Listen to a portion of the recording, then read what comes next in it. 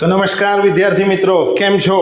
ફરી એકવાર સ્વાગત છે તેમનું મારી યુટ્યુબ ચેનલ સ્ટડી પોઈન્ટમાં, જ્યાં આજે આપણે શીખવાના છે સ્વાધ્યાય 11.2 નો દાખલા નંબર 4. ચાલો મિત્રો, રકમ સમજી લઈએ. એક ગોળાકાર ફુગ્ગામાં હવા ભરવાથી તેની ત્રિજ્યા 7 સેન્ટીમીટરથી વધીને 14 સેન્ટીમીટર થાય છે. આ બંને પરિસ્થિતિમાં ગોળાકાર ફુગ્ગાની વક્ર સપાટીના ક્ષેત્રફળનો ગુણોત્તર શોધો. જો મિત્રો, અહીંયા આપણને સ્પષ્ટ કીધેલું છે કે પહેલા ફુગ્ગો ફૂલાવ્યા વગર હતો. ફુગ્ગો એટલે ગોળો સમજી લો. પહેલા ફુગ્ગો ફૂલાવ્યા વગર હતો ત્યારે તેની ત્રિજ્યા 7 સેન્ટીમીટર હતી. તો એ પરિસ્થિતિ 1 છે. આપણે લઈ લઈશું પરિસ્થિતિ 1. ફૂલાવ્યા વિના ફુગ્ગો એટલે કે ગોળાની ત્રિજ્યાને આપણે R1 લઈશું, જે 7 સેન્ટીમીટર છે.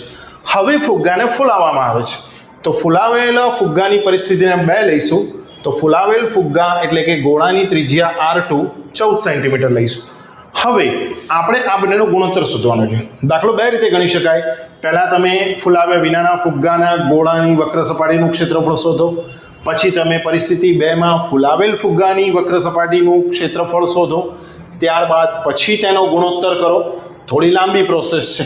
એના કરતાં આવી મજૂરી કરવા કરતાં સ્માર્ટ વર્ક કરીશું અને આપણે શું કરીશું કે ડાયરેક્ટ ગુણોત્તર જ શોધી લઈશું.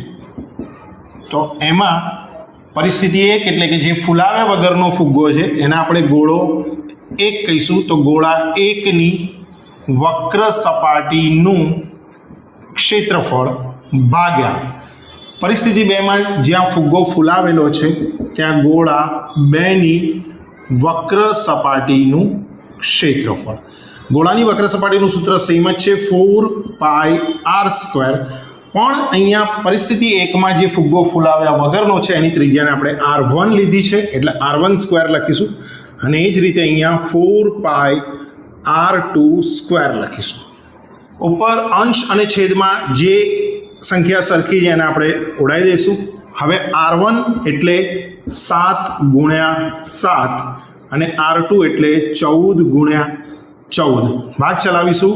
7 એકા 7 દુ, 7 એકા 7 દુ.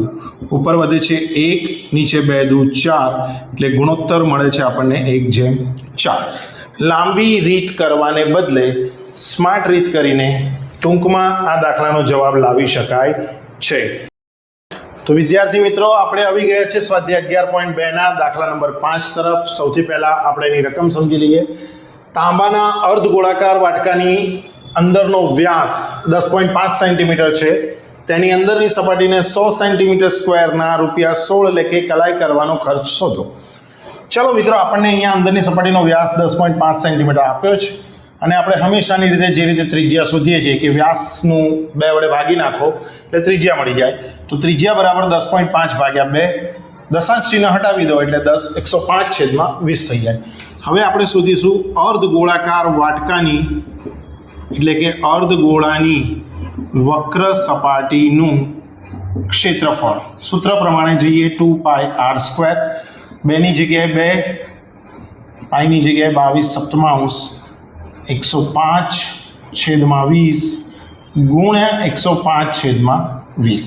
ભાગ ચલાવીશું. 15 સિક્કા 105. 2 વડે ભાગ ચલાવીએ 2 દાન 20.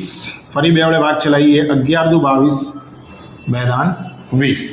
આપણી પાસે ગુણાકાર કરવા માટે છે 15 ગુણ્યા 11 ગુણ્યા 105. સૌથી પહેલાં 15 અને 11નો ગુણાકાર કરીએ. 11 પંચા 55, વધી પડી 5. 11 એકા 11 ને 5 16, 165. એનો ગુણાકાર કરીશું 105 સાથે. ગુણાકાર કરીએ. પહેલાં 2 0 મૂકીશું. 1 પંચા 5, 1 છંગ 6, 1 એકા 1. 0 વડે ગુણાકાર કરવાનો કોઈ મતલબ નથી. 5 વડે ગુણાકાર કરીએ. પાયો 25, વધી પડી 2. 5 છંગ 30 ને 2 32, વધી પડી 3. 5 એકા 5 ને 3 8, એટલે જવાબ મળશે આપણને 17,325 છેદમાં 10 ગુણ્યા 10 100 સેન્ટીમીટર સ્ક્વેર. અહીંયા આપણે આગળ વાત કરીએ. હજુ દાખલો પૂરો થયો નથી. હજુ આપણને એવું કીધું છે કે અંદરની સપાટીને 100 સેન્ટીમીટર સ્ક્વેર કલાઈ કરવાનો ખર્ચ ₹16 લેખે કેટલા. હવે અહીંયા કલાઈ એટલે ગોરી હે કલાઈયા એ કલાઈ નથી કે જેકલિન ફર્નાન્ડિસની ચીટિયા કલાઈયા પણ નથી. અહીંયા કલાઈનો મતલબ થાય છે કે પહેલાં તાંબાના વાસણમાં કાટ ન લાગે એટલે એક બીજી ધાતુનું પડ ચડાવવામાં આવતું હતું, એ કલાઈની વાત છે. તો આપણે સ્ટેપ મૂકીશું કે 100 સેન્ટીમીટર સ્ક્વેર કલાઈનો ખર્ચ ₹16 છે, તો 17,325/100 સેન્ટીમીટર સ્ક્વેરને સપાટીને કલાઈ કરવાનો ખર્ચ કેટલો?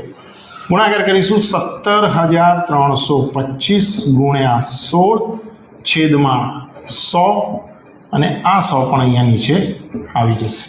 સીધે સીધો ગુણાકાર કરી લઈએ.